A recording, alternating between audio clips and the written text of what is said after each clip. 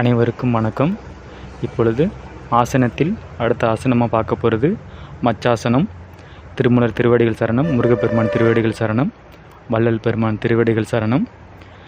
இப்பொழுது மச்சாசனம், அதாவது மீன் ஆசனம்னு இந்த பெயரை குறிக்கும்.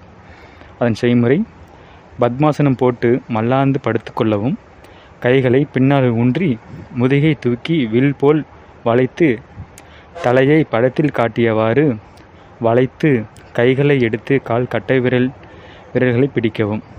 தீர்க்கமாய் சுவாசிக்கவும். ஒரு முறைக்கு 5 முதல் 15 வினாடியாக 3 முதல் 4 தடவை செய்யலாம். இதற்கான பலன்கள்: சர்வாங்காசனத்திற்கு மாற்று ஆசனம் இது.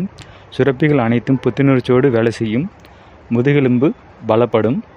மார்பு விரிந்து நுரையீரல் நன்றாக வேலை செய்யும். மலச்சிக்கல் நீங்கும். மார்பு கூடு, கஷயம், காசம், இருமல், கக்குவான், மார்பு சளி போன்றவை நீங்கும்.